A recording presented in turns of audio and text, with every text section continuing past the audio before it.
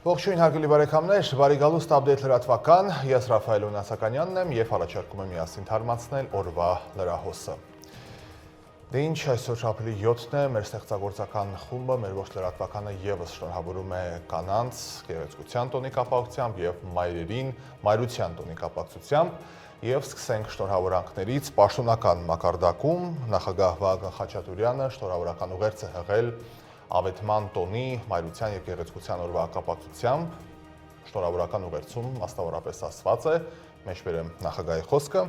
Սիրելի կանայք, սիրելի մայրեր, ի սրտե շնորհավորում եմ ձեզ Սուրբ Մարիամ Աստվածածնի ավետման ու մայրության եւ գեղեցկության տոնի կապակցությամբ։ Այս օրը խորը խորհուրդ ունի, այն հիշեցնում է այն պահը, երբ մարդկությանը տրվեց կյանք պարգևող ու փրկության հույս բերող ավետիսը։ Սուրբ Մարիամի կերպարում մեր ժողովուրդը դարեր շարունակ տեսել է մայրական նվիրվածության, խոնարհության եւ ուժի խորհրդանիշը։ Ապրիլի 7-ը մեզ համար ոչ միայն տոն է,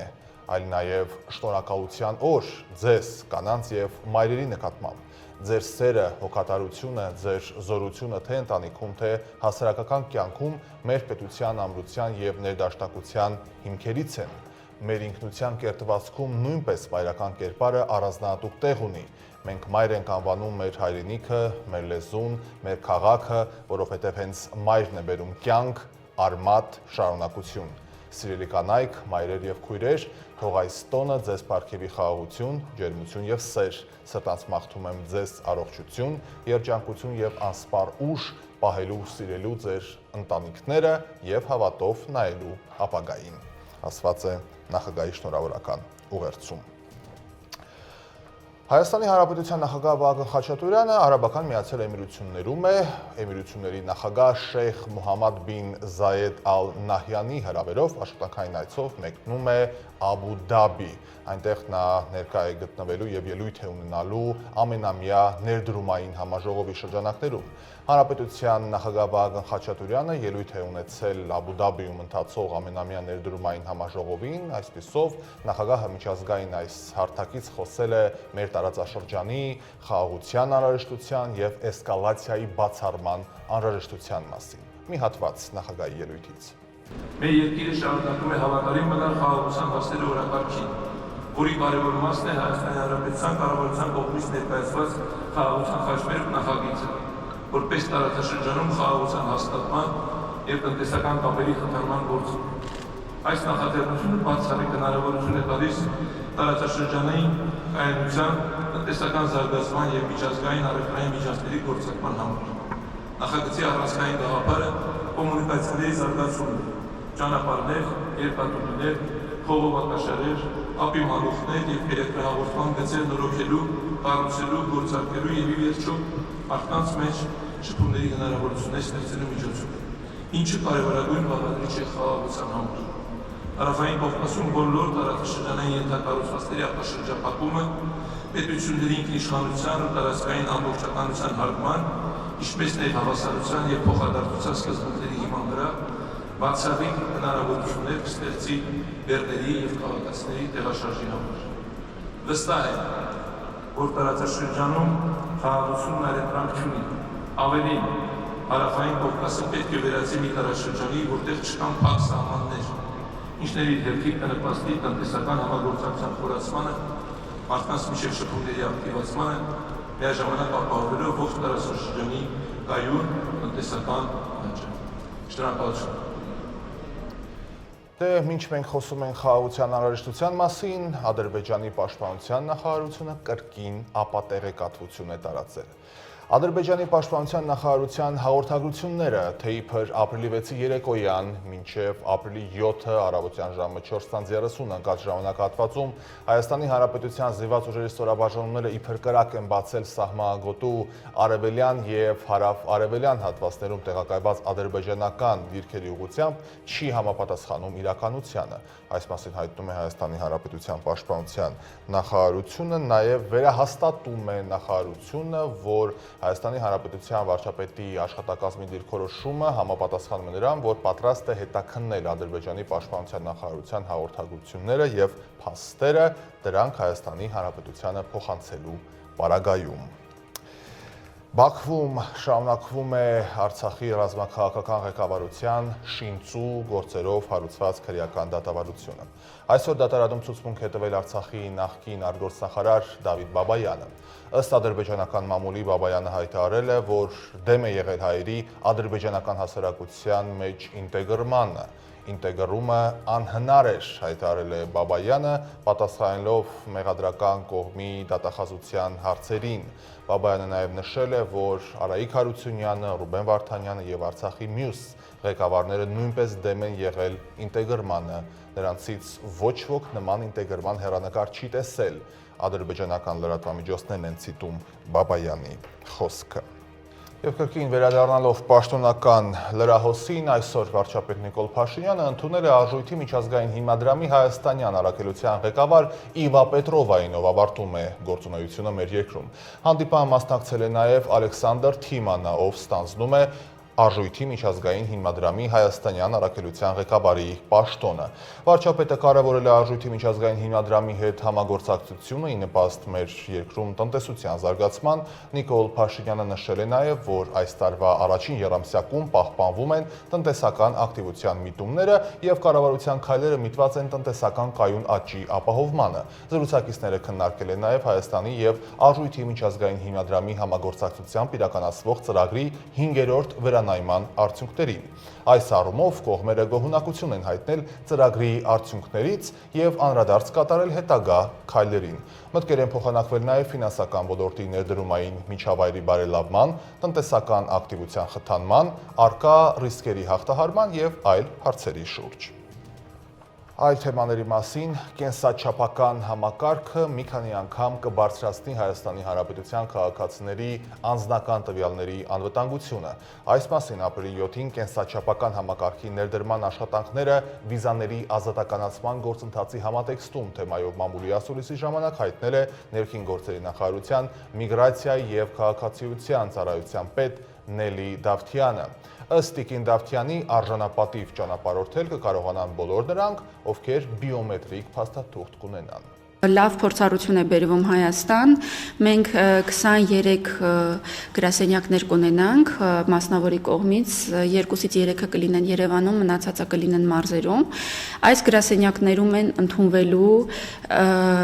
քաղաքացիների դիմումները անձահաստատող փաստաթուղթ ստանալու վերաբերյալ, կլինի անձնագիր թե նույնականացման քարտ, ըստ էության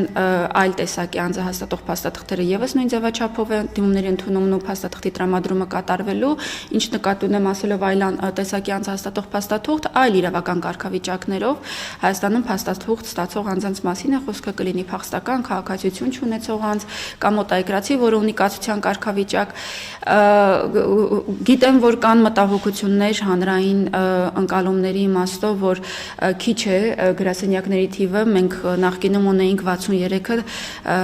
2023 թվականին միգրացիա եւ քաղաքացիության ծառայության հիմնադրմամբ թիվը դարձավ 47, սա արդեն իսկ ի հայտ բերեց մեր որոշ համակարգացիների դժգոհությունը, հիմա էլ դառնում է 23, բայց պետք է նշեմ, որ ծառայությունները մատուցվելու են թվայնացված եղանակով եւ ըստ էության գրասենյակ մոտենալու անհրաժեշտությունը դառնալու է մի քանի տարին մեկ անգամ, եթե մենք նկատի ունենանք, որ ունեինք իրավակարգավորում, որին ժողովուրդը անվանում էր ելքի կնիկ, այդ անձնագրի վավերականության մասին նշման վերաբերյալ է խոսքը օտարերկրապետություններում եւ մեր հայրենակիցների մեծ մասը ամեն տարվա ռեժիմով այդ կնիքը թարմացնում էր 1 տարով, այդ պայմաններում այո, գուցե իմաստ ուներ, որ այդքան շատ եւ լայն աշխարհագրական բաշխվածություն ցանց ունենա, այս արդեն նոր տեխնոլոգիաների ներդրման պայմաններում եւ աշխարհի լավագույն փորձը հաշվի առնելով սա բավարարելու է։ Եվ կրկին մայրության գեղեցկության տոնի մասին, մայրության եւ գեղեցկության տոնի առիթով Հայաստանի Հանրապետության Պաշտպանության նախարարությունը ներկայացրել է բանակում ծառայության անցած կանանց պատմությունը։ Պաշտպանության նախարարությունն է տրամադրել տեսանյութը։ Ես ծառայում եմ կանանց հրաձգային գումարտակում եւ ինձ համար մեծ պատիվ է ծառայել Հայաստանի Հանրապետությանը։ Ես ավագ լեյտենանտ Հովհաննիսյանն եմ, ծառայում եմ բանակային դիրքերում եւ իմ անմիջական մասնակցություն ունեմ հայրենիքի պաշտպանության գործում։ Այստեղ գտնվելը եւ տղաներին հավասար խնդիր կատարելը իսկապես մեծ պատասխանատվություն է ինձ համար։ Պատիվ ունեմ ծառայելու Հայաստանի Հանրապետությանը։ Զինվորական կյանքի դժվարությունները պետք է հաղթահարել պատվով, ունենալ ուժեղ կամք եւ վճռականություն, հաստատուն քայլերով առաջ շարժվելու համար։ Ռազմական ակադեմիա ընդունվելն ու այստեղ սովորելը իմ երազանքն էր եւ առաջին հաստատուն քայլը զինվորական դառնալու ճանապարհին։ Վստահ եմ հաջողելու եմ եւ դրա համար պետք է լավ սովորել։ Կրկնակի երթումը, դժվարություններն ու պատասխանատվությունը հաճախ ավելի գրավիչ են դարձնում ռազմական բժշկի մասնագիտությունը։ Այն համատեղում է հայրենիքն ու կյանքը, ամեն օր մղելով դեպի առաջ, պատվով եւ հպարտությամբ կրելու բժշկի եւ սպայի համազգեստը։ Սիրում եմ ռիսկի դիմել, լինել խորհրդավոր եւ համարտակին որոշումներում, դրա համար էլ այստեղ եմ եւ կրում եմ հետախուզի կոչումը։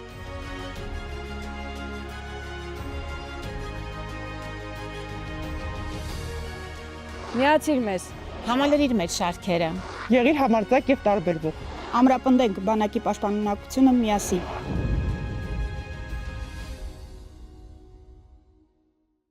Անհանգստացնող տեղեկություններ են ստացվում Նուբարաշենք հրեակատարողական հիմնարկից։ Ըստ իրավապաշտպան Ժաննա Ալեքսանյանի, դեռ ապրիլի 3-ի վաղ առավոտյան նա մի քանի ահազանգ է ստացել հարազատներից եւ ի վերջո մի քանի դատապարտյալներից, որոնց հետ զրուցելիս նա բառացիորեն լսել է ոռնոցներ։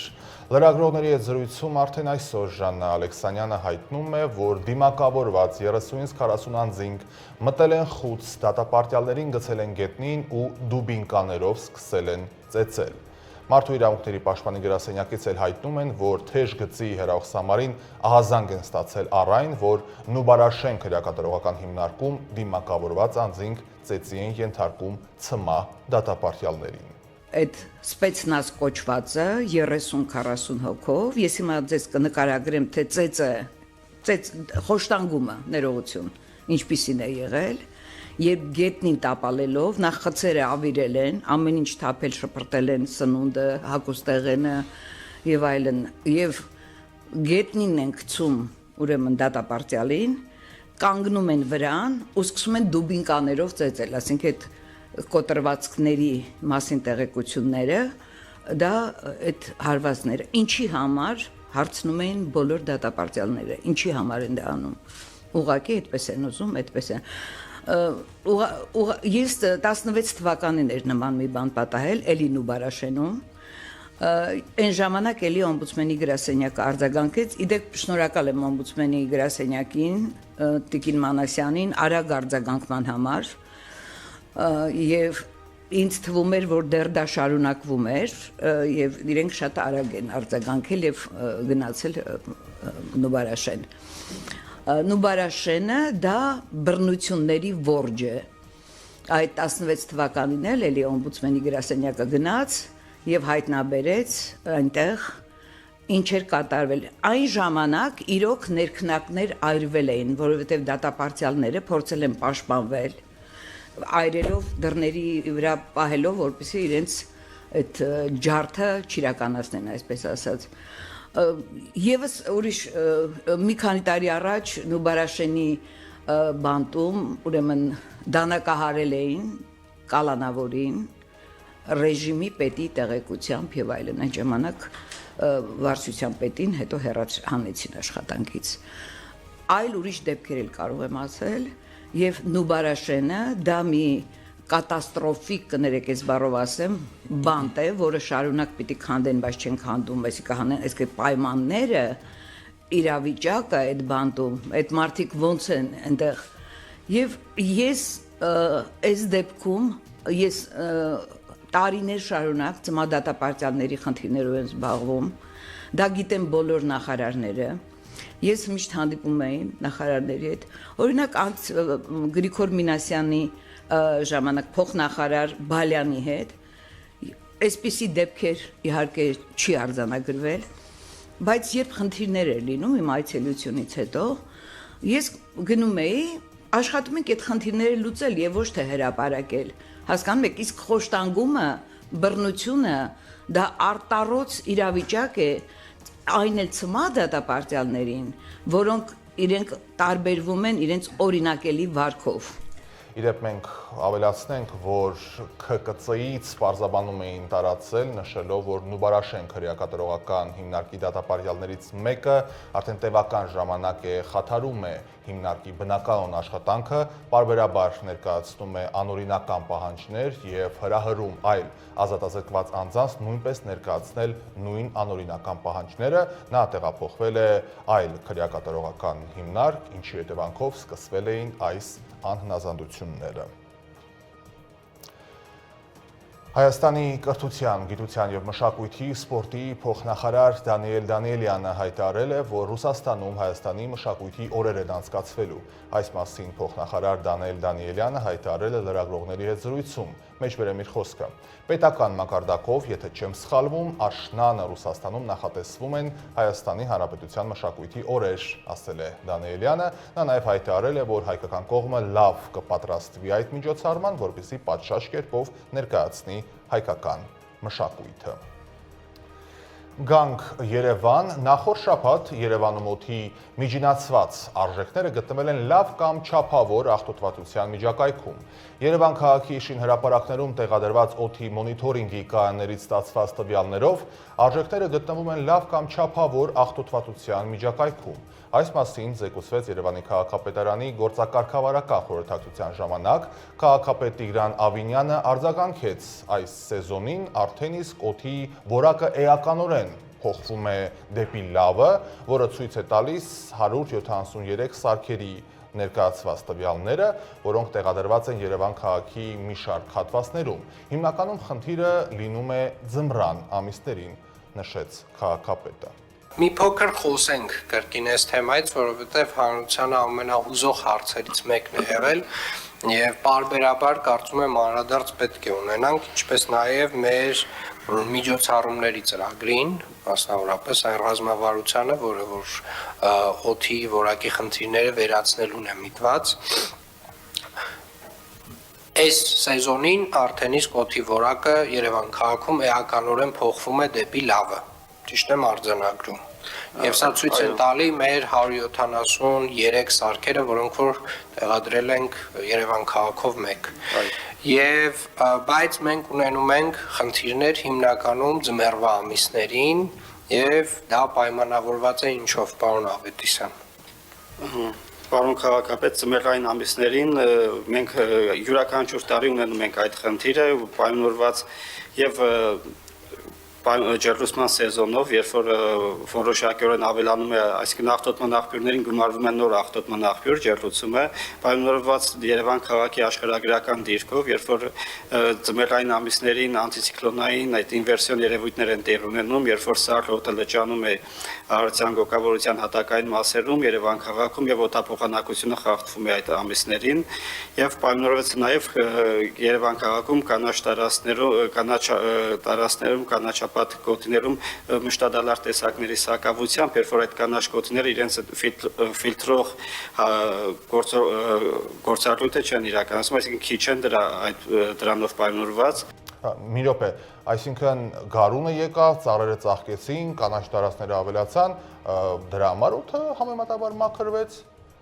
Հետաքրքիր է, ես կարծում եմ ինչ-որ միջոցառումներ են եղել։ Լավ, ընթանանք առաջ, խոսենք այլ թեմաների մասին։ Ազգային ժողովի падգամավոր Արսեն Թորոսյանը եւ Ծովինար Վարդանյանը միջխորհրդարանական միության 150-րդ վեհաժողովի շրջանակներում հանդես են եկել Միացյալ Թագավորությունում Հայաստան խորհրդարանական բարեկամության խմբի ղեկավարներ Ջեսիկա Մորդենեի, Դեն Քարդենի եւ Լորդ Ռենարդի հետ քննարկել են երկկողմ հարաբերություններին, տարածաշրջանային խնդիրներին եւ խաղաղության օրակարգին առնչվող մի շարք հարցեր։ Հայ խորհրդարանականները տեղեկացրել են, որ Հայաստանի եւ Ադրբեջանի միջև խաղաղության բանակցությունները ավարտվել են եւ խաղաղության պայմանագրի տեքստը համաձայնեցված է։ Այլ մանրամասներ չեն հայտնում։ Եվ կրկին օրվա խորհրդի մասին Հայաստանի Հանրապետության զինված ուժերի նվագախմբի շնորհավորանքը Մայրության եւ Գեղեցկության տոնի առիթով տեսանյութի միջոցով է ներկայացված։ Հայաստանի Հանրապետության զինված ուժերի նվագախումբը շնորհավորում է Մայրության եւ Գեղեցկության տոնը, այսպիսով Պաշտպանության նախարարությունը տեսանյութ է հրապարակում, որը եւ ներկայացնում ենք ձեր ուշադրությանը առանց մեկնաբանության։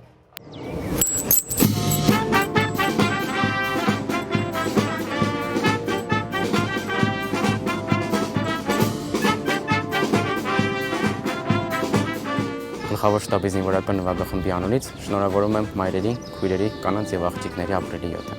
Թող ձեր գեղեցկությունը խաղաղություն բերի աշխարհին։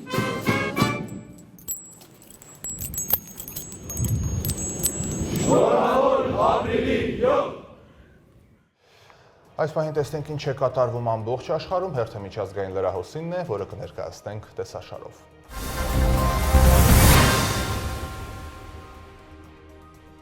Իսրայելի վարչապետ Բենյամին Նեթանյահուն արտահերտ այցով ժամանել է Վաշինգտոն, որտեղ բանակցությունները վարելու ԱՄՆ նախագահ Դոնալդ Թրամփի հետ։ Նրան ուղեկցում է կինը Սարա Նեթանյահուն։ Միացյալ Նահանգները ժամանել նաև Իսրայելի կառավարության ղեկավարի ռազմական քարտուղար գեներալ-մայոր Ռոման Հոֆմանը։ ԱՄՆ այցի եւ Թրամփի հետ բանակցությունների մասին Նեթանյահուի գրասենյակի հայտարարության մեջ ասվում էր. քաղաքական գործիչները կքննարկեն մաքսատուրքերի իսրայելցի պատանդներին վերադարձնելու ջանքերի, Իսրայելի եւ Թուրքիայի հարաբերությունների, Իրանի սպառնալիքի եւ միջազգային քրեական դատարանի դեմ հակազդեցության հետ կապված հարցեր։ Վարչապետը գնահատում է իր անձնական եւ ջերմ հարաբերությունները նախագահ Թրամփի հետ։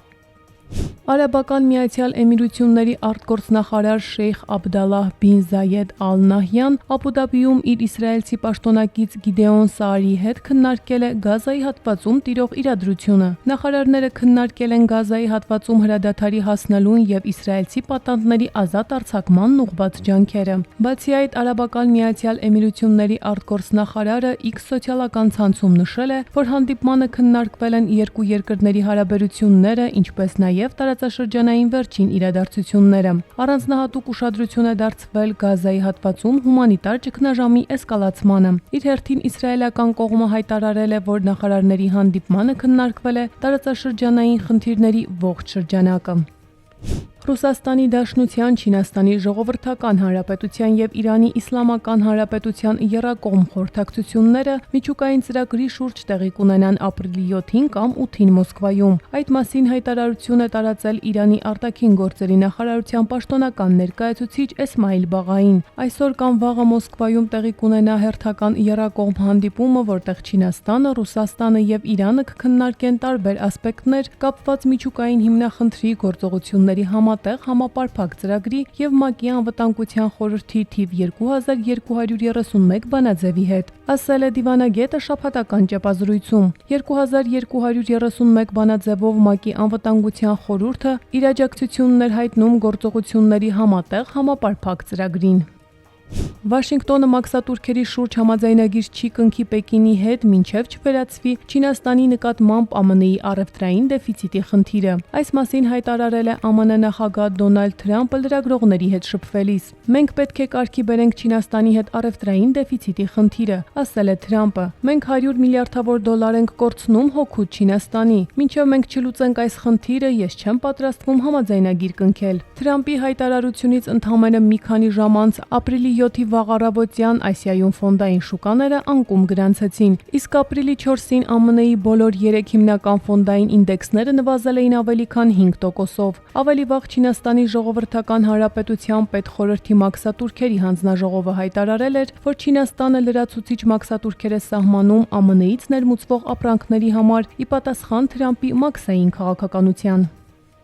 Եմենի առողջապահության նախարարության տեղեկություններով մայրաքաղաք Սանայում գտնվող Շաբ Ալ-Հաֆա թաղամասի վրա ամերիկյան հարձակման հետևանքով 4 քաղաքացի է զոհվել, եւս 25-ը վիրավորվել, այդ թվում 11 կին եւ երեխա։ Բացի այդ, եւս 3 ավիահարվածներ են ուղղվել մայրաքաղաք Սանայից հյուսիս-արևմուտք գտնվող Հաջա նահանգի Բանի Հասան շրջանին, որոնց մասին այլ մանրամասներ չեն հաղորդվում։ Սպիտակ տան խոսնակ Քերոլայն Լևիթը հայտարարել է, որ մարտի 15-ից ամերիկյան ավիացիան ավելի քան 200 հարված է հասցրել Եմենում Հութի Անսար Ալլահ խմբավորմանը պատկանող թիրախներին։ ԱՄՆ-ն մարտի 15-ից ի վեր ամենօրյա հարձակումներ է իրականացնում Եմենի վրա այն բանից հետո, երբ հութիները մարտի 12-ին սպառնացել էին վերսկսել հարձակումները Կարմիր ծովում Իսրայելի հետ առնչվող նավերի վրա։ Հարձակումների հետևանքով զոհվել է ավելի քան 60 մարդ, այդ թվում կանայք եւ երեխաներ։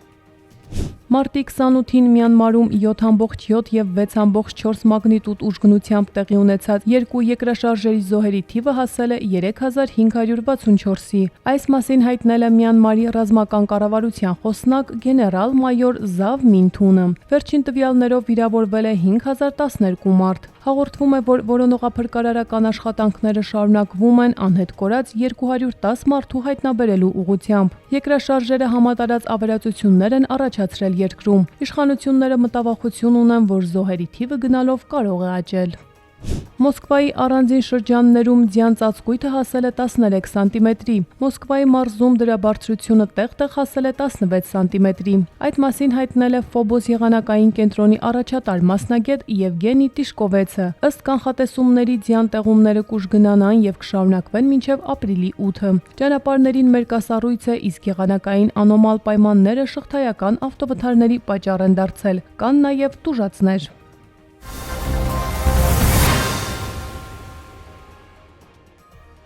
Եղանակային կանխատեսումներից առաջ տնտեսական մեկ լուր, այսպիսով գարնանացան աշնանացանի աշխատանքների կազմակերպման համար կառավարությունը աջակցություն է տրամադրում։ Այս տարի հացահատիկայինից մինչև հատիկա ընդեղային, կերային մշակաբույսեր աճացնողներին գյուղաշխատանքների ծախսի ու էլիտար սերմացուի գնի 50% փոխհատուցում է նախատեսված։ Հնարավորությունից օգտվելու համար պետք է դիմումներ ներկայացնել համայնքապետարան։ Կառավարության տեսանյութն է մանրամասնում։ Կանաչերում արդեն։ Արագածոտի նախալեռնային գոտում հիմնականում մարտի կեսից են դաշտի գործը սկսում, արդեն 34 տարի, տարին բարեբեր լինի չլինի, Թաթուլը Թալինի Համանուն գյուղից իր հողերն անմշակ չի թողնում։ Մոտավորապես մի 10 հեկտար ուզում ենք գարից հանենք, մի 5 հեկտարն էլ թողենք ցելադաշտ, այսինքն հանգստանա, որբեսի աշնանը ցանենք ցորեն։ Այս տարվա բերքից ակնկալիքները շատ են, քան նախորդից, ցանքս իրականացնում է ոչ թե հին բերքից ամբարած սերմերով, այլ էլիտարով։ Հին սերմերը, որ մշակում ենք, բերքը շատ չի լինում, էլի, ասենք 2 տոն ու կես, էլիտար սերմերը մշակում ենք, մոտ 3-3.5 տոննա ստանում ենք, էլի հեկտարից։ Այս տարի հին սերմացուից հրաժարվել հավաստագրվածով ցանքս իրականացնել որոշեց, երբ իմացավ, որ պետությունը պատրաստ է մասնակի փոխհատուցել հացահատիկային մշակաբույսեր աճեցնողների ծախսը սկսած վարուցանքից մինչև սերմացու։ Գյուղտեխնիկային վարձում օգնող ուժ ներգրավում, պարկերով պարարտանյութ տալիս հեկտարներին ծախսերը շատ են, էլիտար սորտի սերմացուի համար հաճախ գումար չի մնում։ Շատ լավ բան է մեր գյուղատնտեսության համար, որովհետեւ մենք մշակենք հողերը, մեր ծախսը ոնց են ասում, մեր հետ կիսվում է պետությունը, մեզ օգնում է։ Ցորեն գարի եգիպտացորեն հաճարից մինչև ոլոր, լոբի, ոսպու, սիսեր կերային մշակաբույսերից էլ արվույթ, կորնգան, կերի ճակնդեղ։ Կառավարությունը գյուղատնտեսական 2025-ին պատրաստ է փոխհատուցել այս տեսականու մշակությամբ զբաղվողների վարուցանքի բերքահավաքի ծախսերի եւ սերմերի արժեքի 50%-ը մինչև 100 հեկտար մակերեսով։ Օգնելով գյուղատնտեսներին բարելավել իրենց տարեկան եկամուտը, ըստ էության նախ եւ առաջ սոցիալական խնդիր լուծելով հեռանկարում ծրագրից այլ կարևոր ակնկալիքներ էլ կան։ Հողերն են մշակվում, որովհետև չմշակվող հողերը դեգրադացվում են։ Վաղը մյուս օրը պետությունը հսկայական գումարներ է ծախսելու դեգրադացված հողերը դեպի շրջանառություն վերադարձնելու ուղղությամբ։ Շատ կարևոր է պայմանային անվտանգության տեսանկյունից։ Այո, Հայաստանում ցորենի արտադրությունը բարձր եկամտաբեր չէ, բայց ավելի լավ է սուբսիդավորել մեր գյուղաբնակ քաղաքացուն, օրինակ 50,000 տոննա ցորեն արտադրենք, այդ նշանակում մենք 50,000 տոննայով մեր կախվածությունը այլ երկրներից նվազեցնում ենք։ Գարնանացան հացահատիկայինների մշակության յուրաքանչյուր 1 հեկտարի համար փոխհատուցումը կկազմի 70,000 դրամ, աշնանացան ցորենինը 80,000, եգիպտացորենինը 85, հատիկանդեղենային մշակաբույսերինը 100, արվույթ կորնգալինը 110,000 դրամ։ Գյուղատնտեսները մինչև ցանքսը պետք է դիմում ներկայացնեն համայնքի կամ բնակավայրի վարչական ղեկավարին, որտեղ կնշեն ցանքատարածությունների վայրը, մակերեսը, թե ինչ են մտադիր աճեցնել, նաև բանկային հաշվեհամար պետք է տրամադրել ու որոշ փաստաթղթերի պատճեններ։ Ծրագրում ընդգրկված շահառուները բերքահավաքի առավելագույնը 2 ամիս առաջ պետք է ներկայացնեն նաև սերմերի հավաստագրերի պատճենները։ Մենք մտցնում ենք մշակույթ հավաստագրված բարձրորակ սերմերով մշակություն անելու։ Երբ որ ծրագրի այդ բաղադրիչը չես անում, մարդիկ սովորաբար ինչ են անում, իրենց ունեցած գիտելիքներով, իրենց ունեցած սերմով են անում։ Արդյունքն էլ լինում է ցածր։ 33 բնակավայր միավորող Թալին համայնքում արդեն մոտավոր հաշվարկներ ունեն, թե 2025-ի գարնանացանի ու աշնանացանի աջակցության ծրագրով որքան հող կմշակվի։ Ծրագրի արդյունավետությունը գնահատում են հետահայաց 2022-ից, որն աշնանացանի աջակցության մեկնարկային տարին էր։ Այդ տարի 22 թվականի աշնանացան ցորենի ցանկացած տարածությունները կազմել են 2090 2 հեկտար, ահագին նպաստել է ցանկատարությունների մակերեսի հետ կապված, իսկ 23 թվականին ծրագիրը չի եղել, մոտ 400 հեկտարով պակաս է եղել, այս տարի նախատեսվում է մոտ 10-15% աճ։ Արդեն ունեն դիմումներ ֆերմերներից կանխատեսում են, որ իրենց տարածքում շահառուների թիվը կգերազանցի 700-ը։ Բուսաբուծության աջակցության ծրագրի այս տարվա բյուջեն նախնական 1.5 միլիարդ դրամ է։ Ակնկալվում է, որ մշակվող վարելահողերի տարածքները կընդլայնվեն շուրջ 36,000 հեկտարով։ Եվ վերջում եղանակի մասին մարզերում ապրիլի 8-ին, ապրիլի 10-ից 12-ը առանձին շրջաներում, ապրիլի 9-ին շրջաների զգալի մասում սպասվում է անձրև եւ ամպրոպ, ապրիլի 9-ին առանձին հատվածներում տեղումները լինելու են հորդարատ, ապրիլի 11-ի եւ 12-ի գիշերը լեռնային շրջաներում տեղումները լինելու են ձյան տեսքով, օդի ջերմաստիճանը ապրիլի 11-ին գիշերը նվազելու է 8-ից 10 աստիճանով, Երևանում ապրիլի 8-ից 12-ը սպասվում է կարճատև անձրև, հնարավոր է նաեւ ամպրոպ։ Ինչ հարգելի բարեկամներ, շնորհակալ եմ ուշադրության համար, այսօրվա համար այսքանը, առավել թարմ լրահոսով կհանդիպենք հաջորդ թողարկմանը, լավ եղեք։